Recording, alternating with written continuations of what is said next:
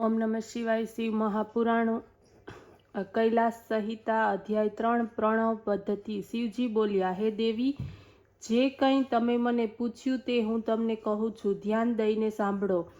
એના શ્રવણ માત્રથી જીવ શિવ સમાન થઈ જાય છે। જે પ્રણવનો અર્થ જાણી લે છે માન્યો, તે મારા જ્ઞાનને જાણી જાય છે। પ્રણવાત્મક મંત્ર સર્વ મંત્રોનું બીજ છે અને તે જ વૃક્ષના સમાન સૂક્ષ્મથી પણ સૂક્ષ્મ અને ઘણું જ સ્થૂળ, વેદનું આદિ, વેદનો સાર અને મારું સ્વરૂપ છે। તે 3 ગુણોથી પર, સર્વજ્ઞ અને સર્વના કર્તા છે। પ્રણવ અર્થાત ઓમ।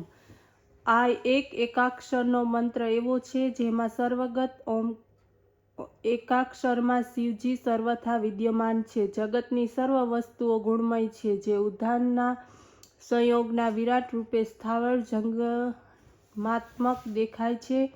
આ રીતે આ સર્વ કંઈ પ્રણવનો અર્થ જ છે। આ એક જ અક્ષર બ્રહ્મ અને સર્વ અર્થોનું સાધન છે। આવા ઓમકારયુક્ત પ્રણવથી શિવજી જ સર્વપ્રથમ જગતના નિર્માણ કરતા છે। શિવ જ પ્રાણરૂપ અને પ્રણવ જ શિવરૂપ છે। આ વાચકમાં કોઈ ભેદ નથી। આ રીતે હું જ બ્રહ્મ, ઋષિ અને એકાક્ષર રૂપ છું। મારી વાચ્યવાચકથી એકતાને વિદ્યાન જ જાણે છે।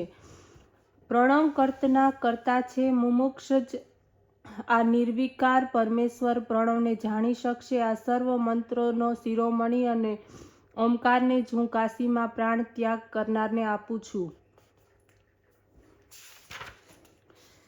હે અંબિકા, પહેલા હું આ પ્રણવોદ્વારનું વર્ણન કરું છું। માત્ર એની જાણકારીથી જ પરમ સિદ્ધિની પ્રાપ્તિ થાય છે। આ પ્રકારની પ્રાપ્તિ માટે સૌથી કલાનો ઉદ્ધાર કરવો જોઈએ। પહેલા ઓમકાર આશ્રિત નિવૃત્તિ કલાનો ઉદ્ધાર કરવો, પછી ઈકારમાં ઈંધન કલાનો, મકારમાં કાલ કલાનો, નાદમાં દંડ અને બિંદુમાં ઈશ્વર કલાનો ઉદ્ધાર કરવો। આ રીતે પંચવર્ણ રૂપ પ્રણવનો ઉદ્ધાર થાય છે। 3 માત્રા તેમજ બિંદુ નાદાત્મકતાનો જપ તો મહામુક્તિદાયક છે। બ્રહ્માથી લઈને સર્વ પ્રાણીઓ સુધી પ્રણવ જ સર્વનો પ્રાણ છે અને આકાર, ઉકાર અને મકાર આ ક્રમની એની 3 માત્રાઓ છે, એ જ ઓમ બને છે।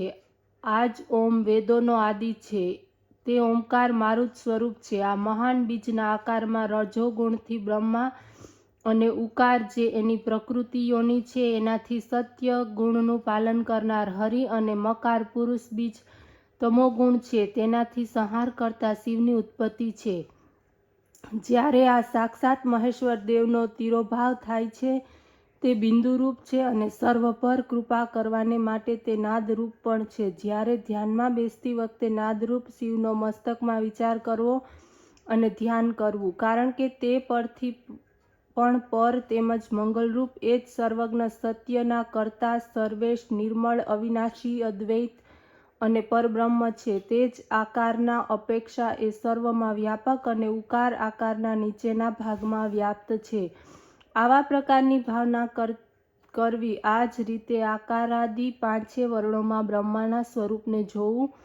સઘુ, વામદેવ, ધીર, પુરુષ, ઈશાન આ ક્રમથી મારી જ મૂર્તિ છે। ઓમ નમઃ શિવાય।